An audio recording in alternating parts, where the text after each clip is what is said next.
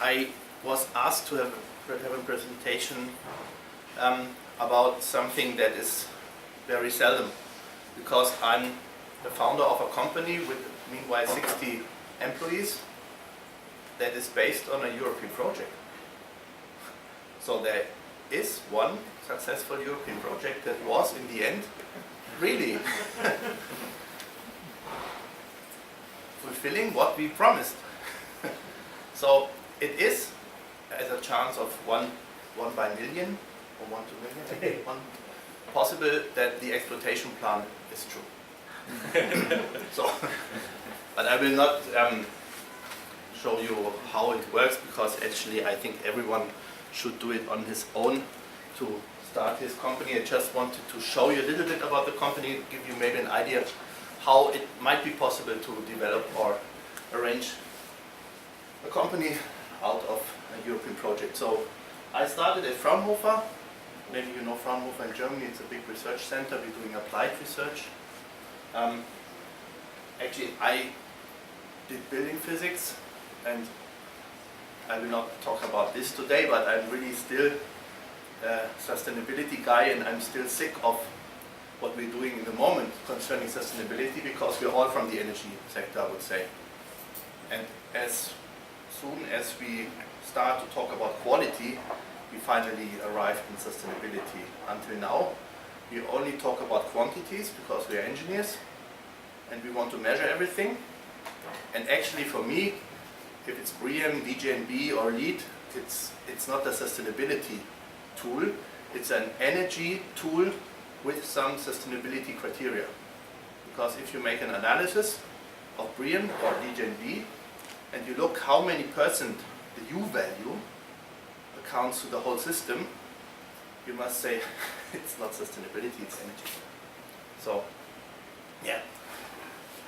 I come also from the energy sector to, I'm still proud of this energy sector, but I must really say it's not at all sustainability. It's only a part of sustainability. And this is maybe one of the reasons why I also founded this DGNB. And also maybe one of the reasons why this Calcom company is in the end a little bit successful, because we are not only concentrating on energy, but we are really coupling energy and euro and social cultural aspects, and then it works. Because, to be honest, everyone on the planet wants to save energy. So I already have convinced everyone from the heart, because if you ask someone, do you want to save the planet? Of course he says, yes, of course. And then you ask him, and you pay 100,000 euro from your personal purse for it? And then he says, no. Yeah?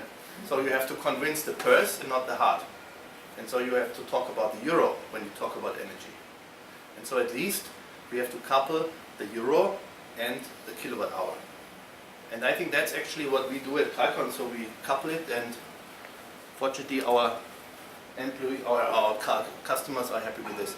So this is an introduction of the Fraunhofer Institute, where we do a lot of, I have to skip a little bit, where we do a lot of research also on social cultural aspect like health. And maybe this is the largest fungus we ever found in one building.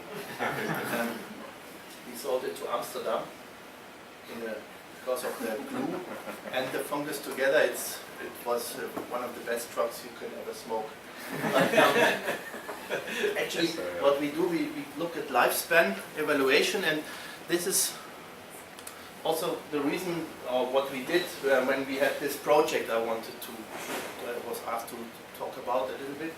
So it was an already sustainable assessing tool that we developed some 14 years ago.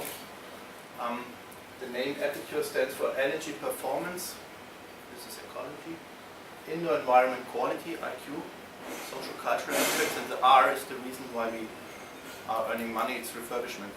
So we were already coupling energy, euro, and well-being of inhabitants and users into one software tool.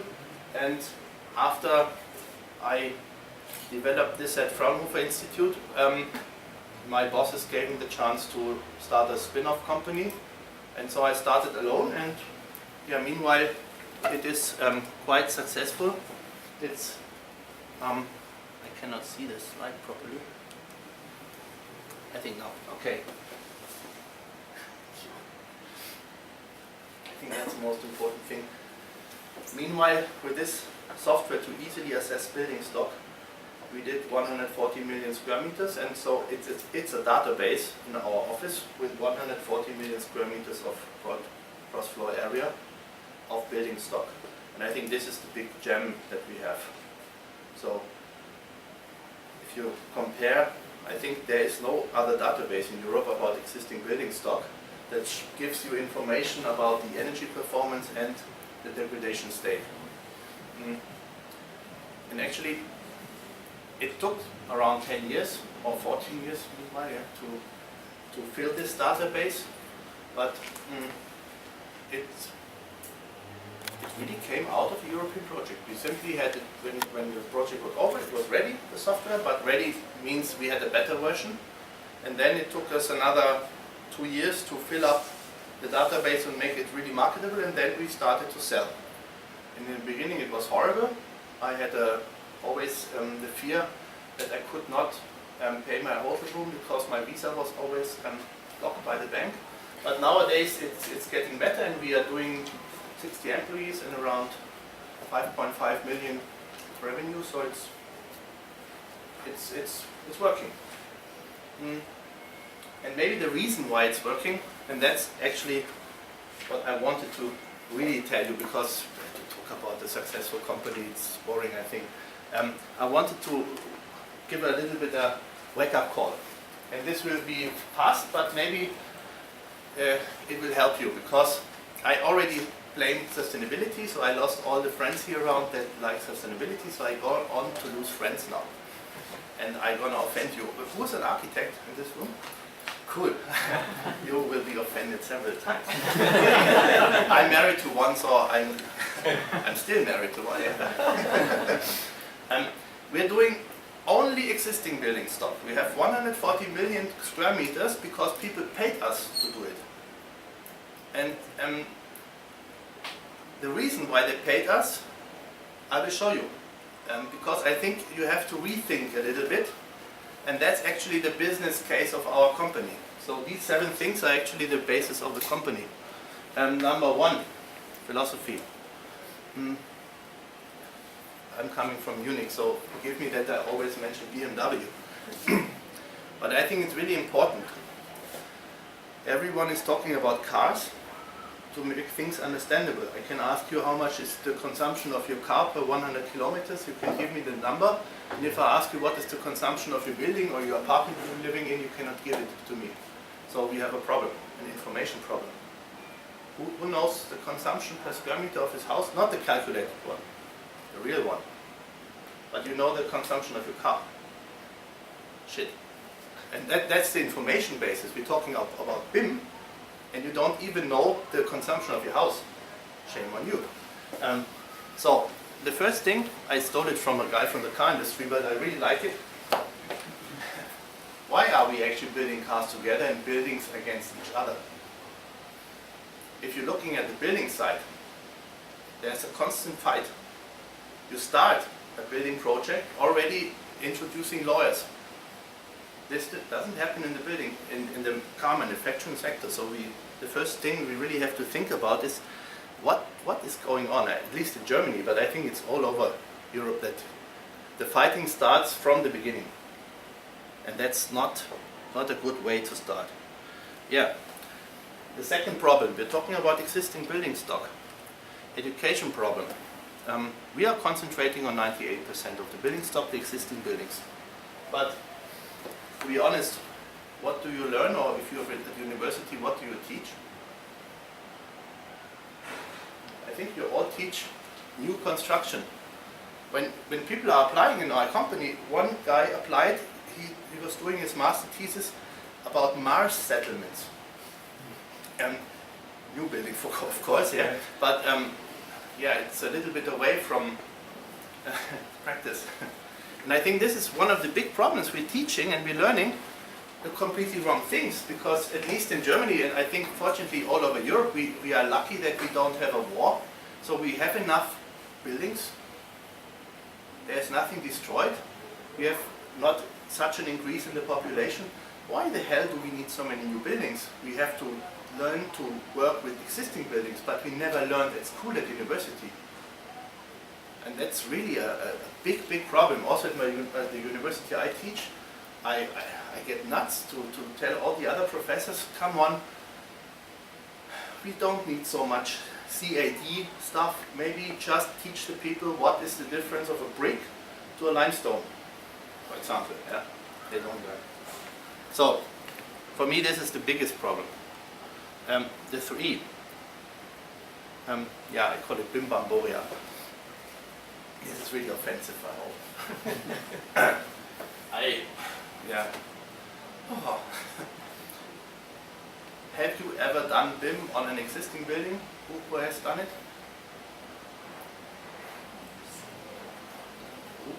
What actually, BIM is a little bit like facility management. I like it because it is very wide.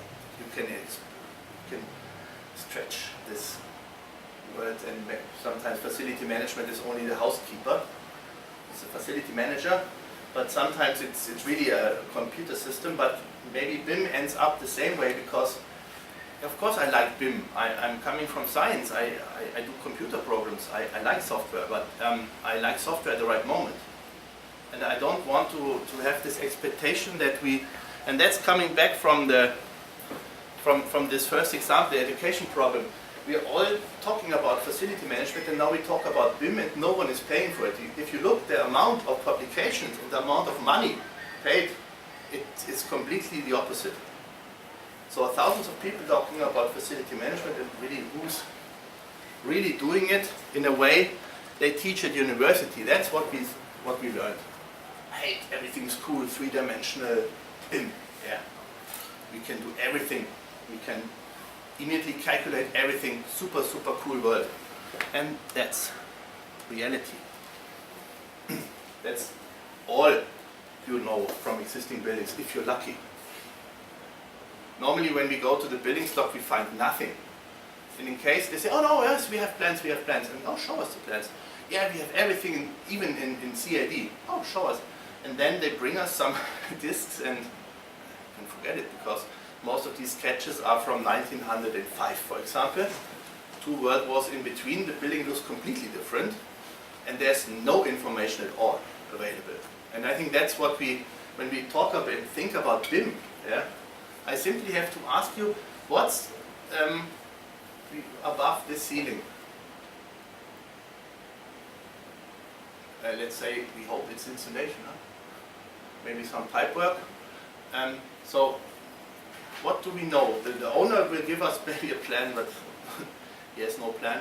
So what's above the ceiling? We don't know. And who's paying you to make BIM for this building, to calculate and to draw in 3-dimensional CAD programs all the pipe work of this ceiling there and the insulation? And I think this is the big problem. We have to really accept things, that in reality BIM is, yeah? Do you underestimate the knowledge of the plan from 1905? It is a design intent of the architect from 100 years ago? It's a design attempt, but I want to know what are the future costs of this building, and in order to know it, I first have to know what is under this or above this ceiling. I want to know how much money it will cost me to reconstruct the ventilation system. And the owner wants to know how many thousand euros will it cost in the next 5 years to refurbish the ventilation system. This can be answered by BIM. But in reality, in existing buildings, you have to either you have to open, or you have to develop some things that are helping you to easily assess it. And I think this is why I want to make you aware that normally we all say, of course, we rely or we think that we know immediately how many meters of pipework there are, but actually it is not available, and this is the big problem. And another problem, maybe for now I start to offend all engineers, this guy was also poisoned, but I think, and because he was always saying this, it was Socrates saying, I know nothing. But if you're looking again at existing buildings, and we do our evaluations, I really can tell you that after we do the survey, we do exactly know what profession exactly is the technical representative of the company, if it's an architect or civil engineer or HVAC engineer. Because you enter the building and you see the stairwell is fantastic, in a good state, but the electrical installation is poor. Why? Maybe because he loves to do stairwells?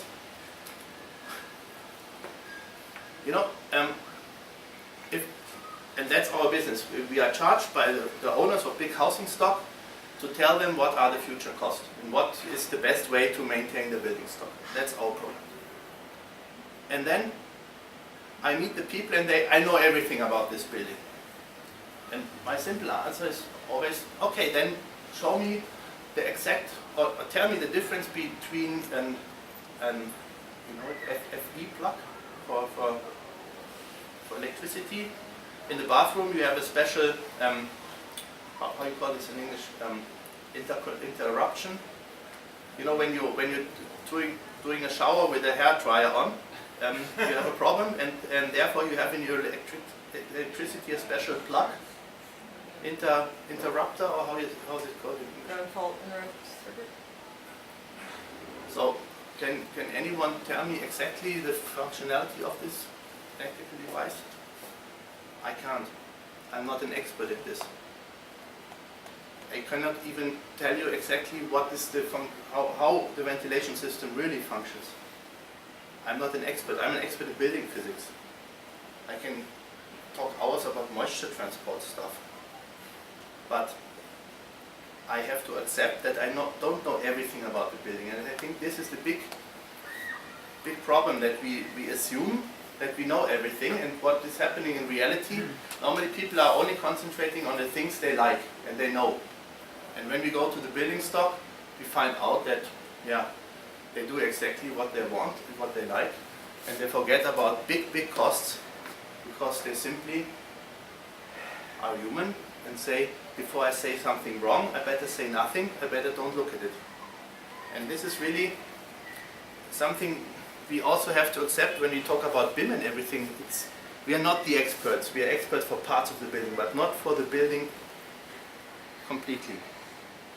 Another thing is,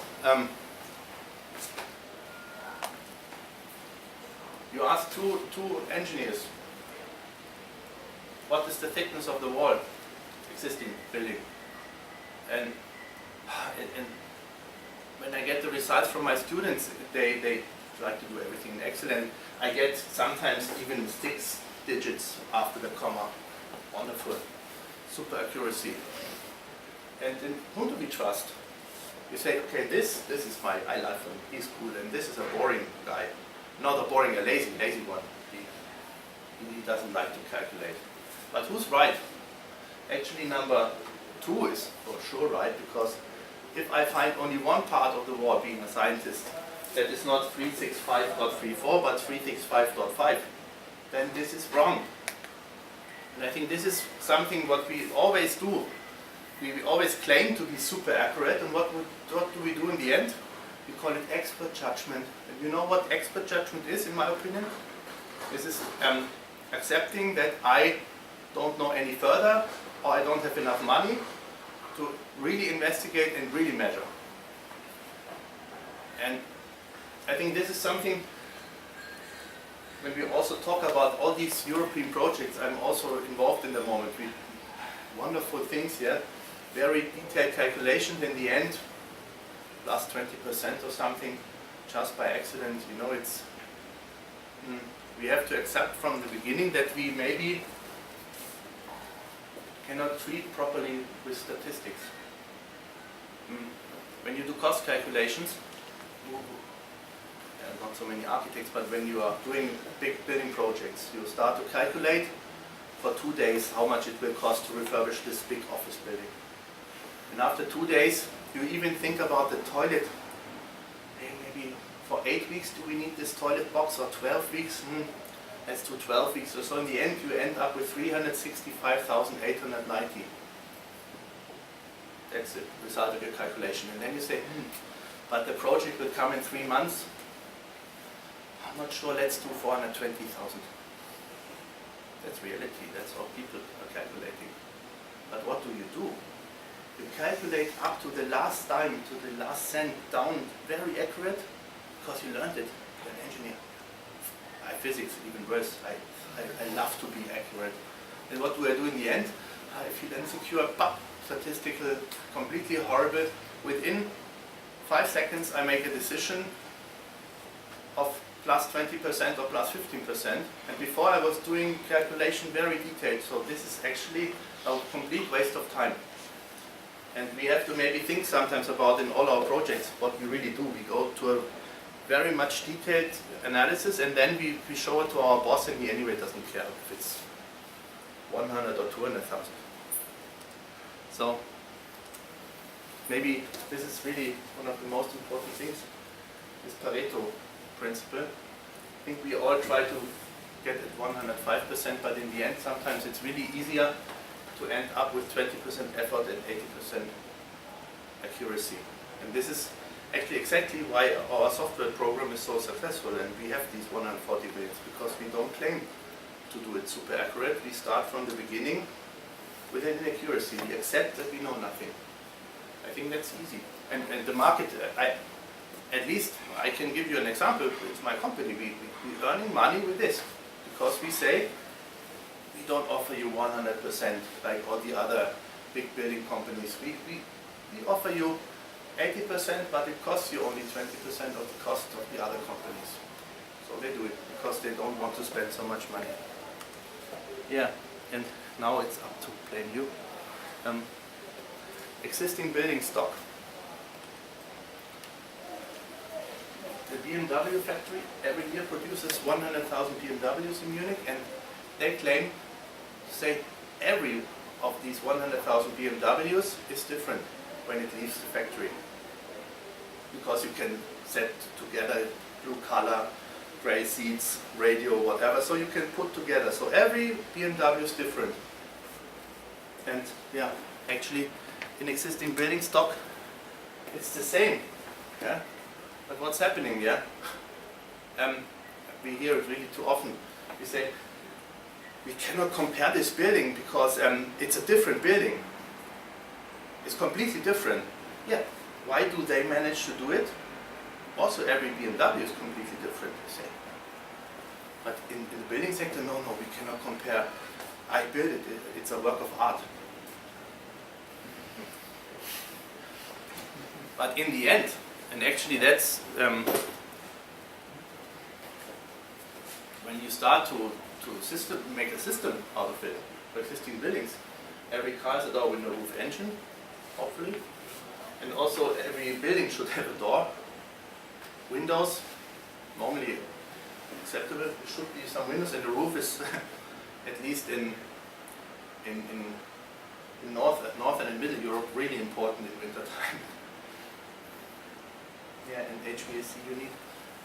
And when you start to structure, suddenly you can find common things.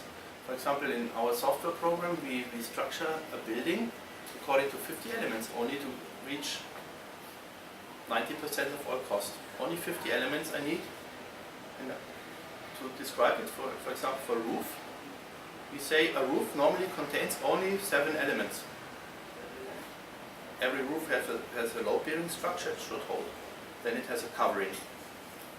Then it has some glazed elements maybe. It has some superstructures on roof. What else? Maybe it has an insulation. Yeah, and what else? Maybe we have some gutters for the rain. That's it. So suddenly I can describe a roof only by 7 elements. And if I go down to the roof covering, for example, we were thinking, is it really so completely different? And we found out that in Germany at least, or in Europe I would say, we can describe a roof, every roof, by 6 different types. We have a sloped roof with tiles. We have a sloped roof with bituminous layers, and we have a sloped roof with metal layer. Then we have a flat roof, bituminous, flat roof metal, and flat roof foils. What else do we have in Europe? Of course, then we from the Austrian part we say wooden covering. Yeah. And then the people from the sea will say, oh, we have straw. But we talk about 0.00001% of the total roof coverings. But in the end, you can describe easily every roof in Europe by only 6 types. It's simply putting a structure into things and accepting Pareto. And suddenly you end up at a maybe less knowledge base, less accurate, but in the end they pay you for this because it doesn't cost you so much money to deliver information. So yeah, I think that's what I wanted to show you, just to wake you up a little bit maybe, or to start to beat me. But I think we can really be much happier by putting some structures and accepting that we know nothing. So I think if we don't take ourselves too serious, we don't think we are the expert, we are the super guys, we are the calculators, yeah, it's a possible way to even found a big company. Thank you.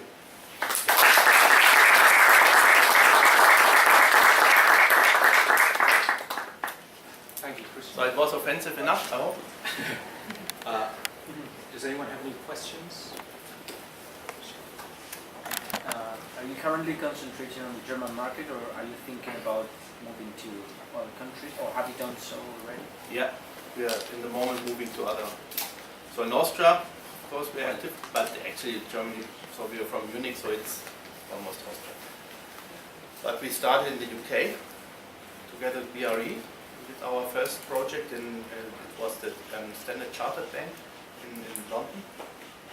And in Finland we started, and in France, so it's in the moment in the starting phase in Europe. And your business is like a short-term relationship with the owner in which you calculate the consumption, for example, and you get paid? Or do you do a follow-up along years in order to give them counsel or advice in terms of we're starting, we learned step by step that it's more fun to do counseling, because but in the beginning, you're right, we went in with our software. For a hotel like this, it takes us in the moment about 3 hours without knowing anything to predict the future cost for the next 10 years with a maximum deviation of plus minus 10%.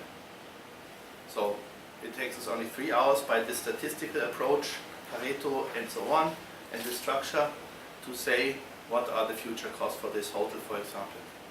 So, and this is compared to normal architectural work to say, first we have to be a very detailed drawing and open up the ceiling and really know what's inside. Facility management, BIM, it takes you for this hotel, let's say 4 weeks minimum to do proper drawings. And so of course the customers pay us for, because it only takes 3 hours.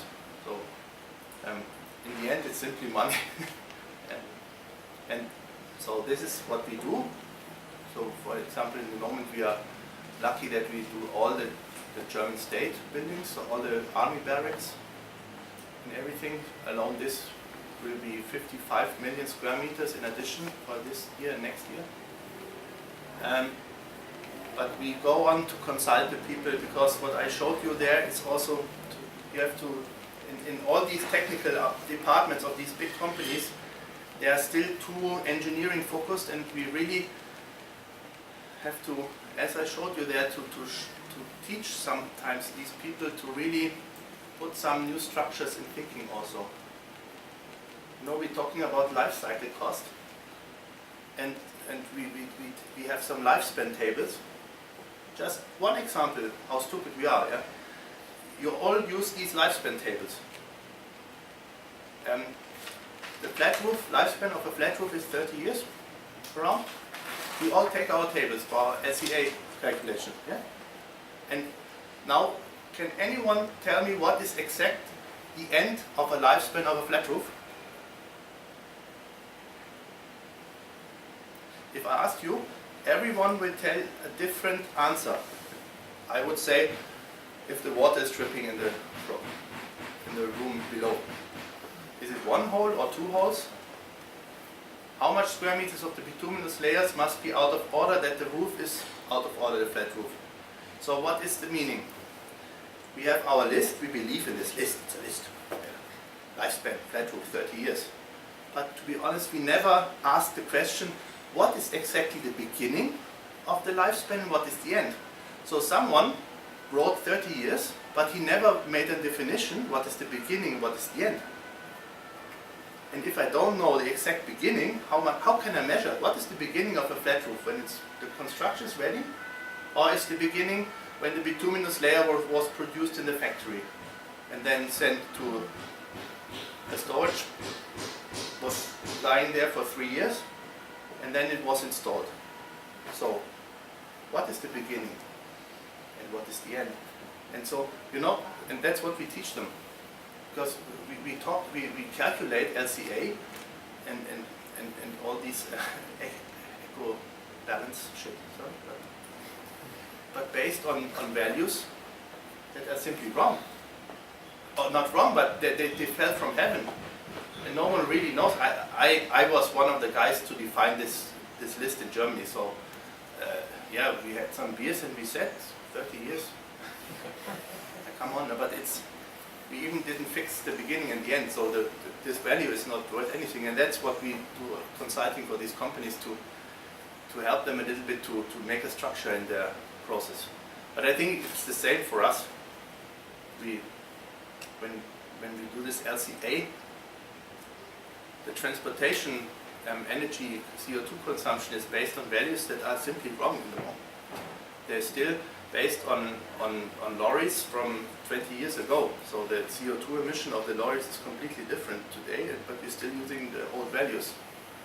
And what we do in LCA, this is this error number 3, where we do these lot of digits behind the comma, that's LCA. Okay. And that's what we do in this consulting.